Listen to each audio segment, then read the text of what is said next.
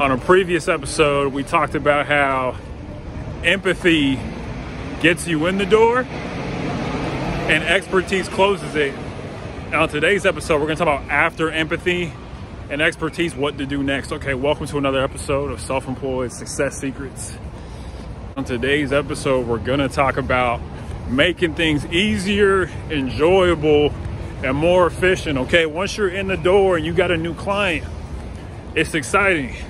They're excited, you're excited. But then after that, some of that delight goes away, okay? It's called homeostasis.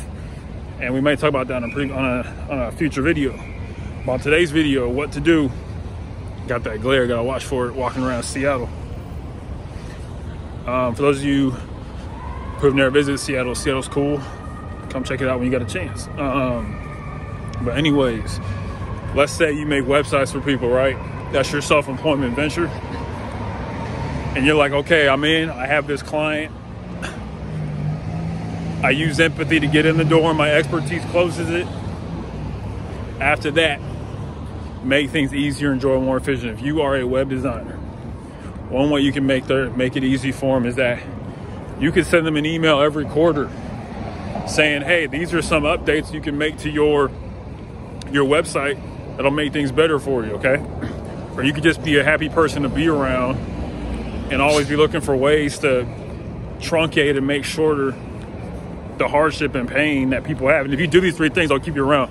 Because I've done this with people I work with, and they kept me around. If you make their lives easier, enjoyable, more efficient, once you've displayed empathy and expertise for what you're doing. And remember, this is all indicative. This is all based on you doing a good job, okay?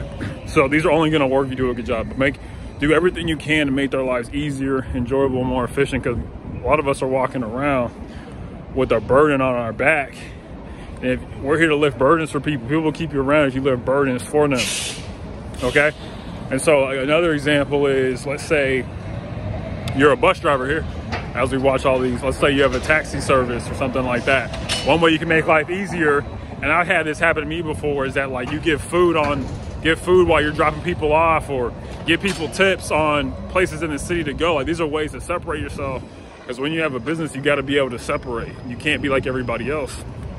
There's a verse in the Bible that says, come out from among them and be ye separate, which means be different than other people. You can't be like everybody else. And so what you're gonna do is that these things are gonna help you in a lot of ways. And it's real simple. You know, it's like the 5 E's, like the hand. And it goes in this order, starting from your thumb. It's like, okay, empathy. Okay, and then you gotta show expertise. And then you gotta make things easier, enjoyable, and more efficient, okay? And there's a million ways you can make someone's life easier. There's a million ways you can make someone's life more enjoyable. There's a million ways you can make someone's life more efficient, okay? And these things will keep you for a long time, easier, enjoyable, more efficient, okay? And also too, stay tuned for the very end for a surprise, okay? Like, remember, you're there to lift burdens. You're not there to be one. If you do the opposite, make it harder, unenjoyable, and inefficient, you will get fired promptly. And these are to protect you and to just give you a good work experience with this person, because it's in their best interest to keep you around. It saves them money if you do a good job, okay?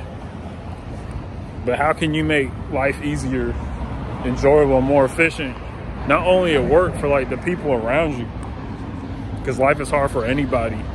You know, no matter really who you are, life is tough. And so if you can be something different, a breath of fresh air,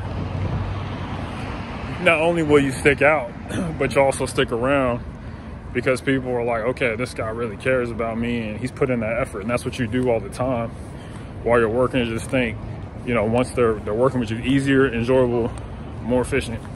Just think about that all day long in your head, like a carousel in your head. Easier, enjoyable, more efficient. Okay, when you're wondering what to do next, I made a video about how if you don't know what to do, ask yourself this question. That question is, do I care more about the relationship or the person? But if you want to think of something else to do, if you're just like, you don't know what to do, think to yourself all day long, how can I make the life easier, enjoyable, more efficient? You will come up with an almost infinite amount of ways you can do this. And people love creativity. So This will really help. I didn't read this in a book. It's something I came up with, and like it works. And so, yeah.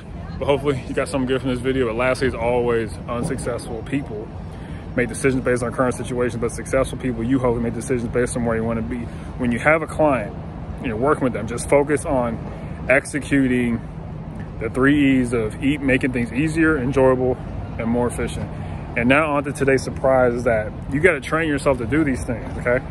Make it to where it's just a part of you, okay? As the saying goes, today's surprise is, we don't rise to the occasion.